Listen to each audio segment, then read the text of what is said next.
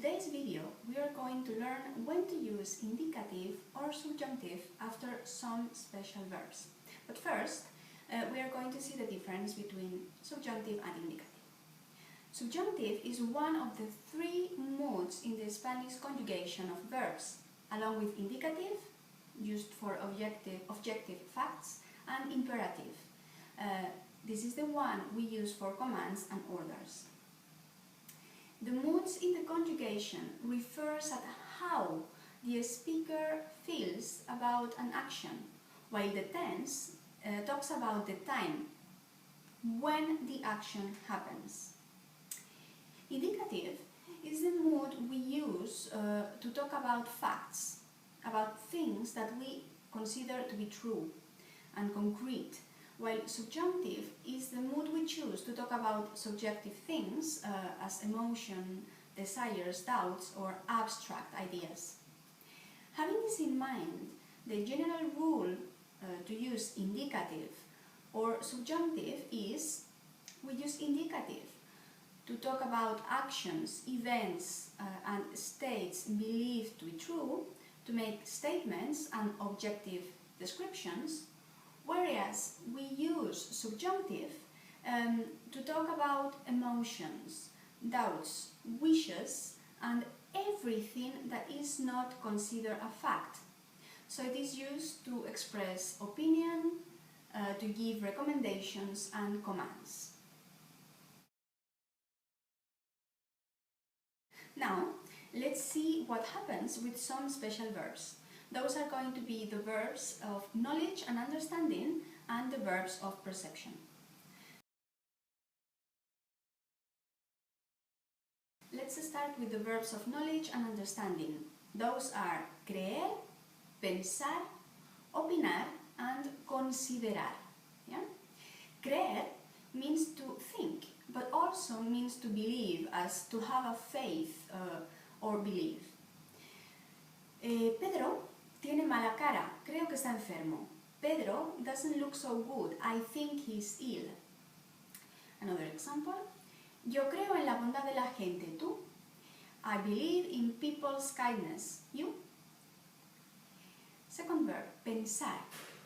Pensar also has a couple of meanings. The first is to think, but it also means to intend. Let's see the difference in the structures. First example, pienso que la película es una bobada. I think the movie is silly. Or, ¿qué piensas del matrimonio gay?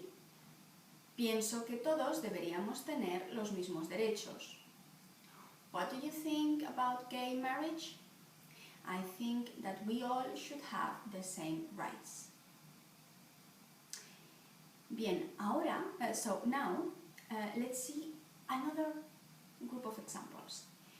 Pienso ir a Cuba este verano. I intend to go to Cuba this summer. Or, Patricia no piensa volver a verlo. Patricia doesn't intend to see him again.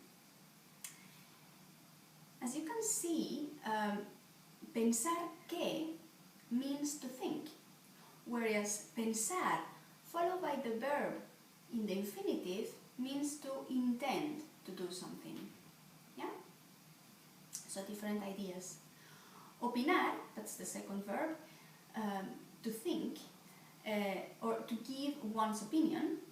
For example, opinamos que los chicos deberían venir a la fiesta. We think the guys should come to the party. Considerar, that's the next verb or the last verb of knowledge we are going to work with. Considerar appears in more formal context, and it means to consider or to think. But it also means to be considerate of.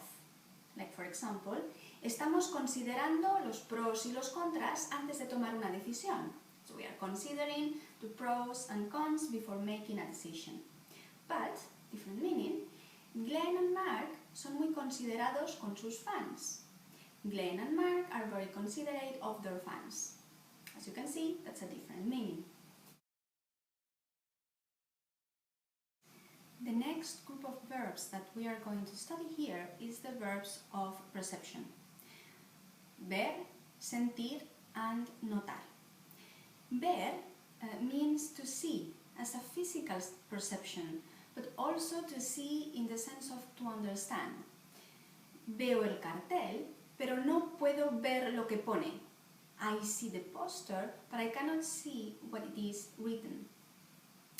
Ya veo que nadie quiere mojarse, así que me voy. I see that nobody wants to stick their necks out, so I split.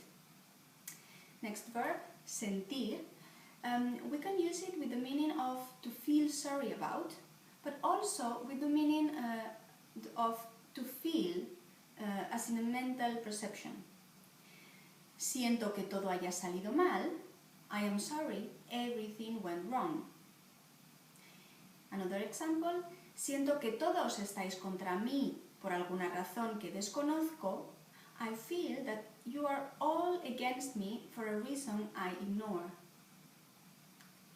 And the next verb in this group of perception is notar.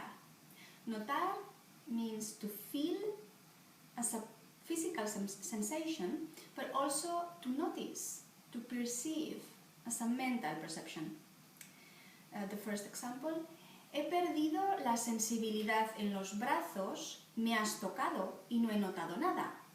I have lost sensibility in my arms, you touched me, and I haven't felt anything. The other example, he notado que no os lleváis bien. ¿Ha pasado algo? I have noticed that you are not getting along. Something happened? So now we are going to learn how to decide when to choose indicative or subjunctive. As you might have noticed in the previous examples, we use indicative and subjunctive with all these verbs. Now the question is, when to use one or the other? The answer is easy. When you negate the main verb, one of the verbs in the list, you will use the subjunctive. And when you use that verb in the affirmative sentences, you use the indicative.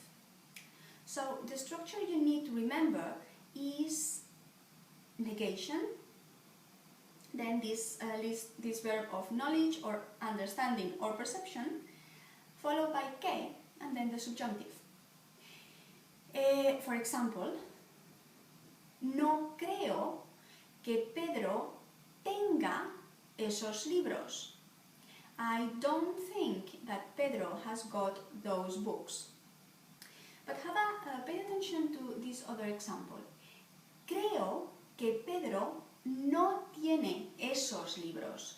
I think Pedro hasn't got those books. What happens here, as you can see, the negation here goes in the subordinate verb. That is the verb after que. In those cases, we use the indicative. We only use the subjunctive when the negation goes at the beginning of the sentence, so before the main verb, one of those verbs of perception and knowledge that we have just learned. And lastly, last thing, remember that the negation is not only the word no. We can also express a negative idea with words as nunca or nadie. For example, with these words, we use the subjunctive as well. So, for example, the last example, nunca piensas que puedas ganar la lotería. You never think that you can win the lottery. And that's all about this topic. I hope this video helped you a little bit to understand better indicative and subjunctive, and I see you in the next video.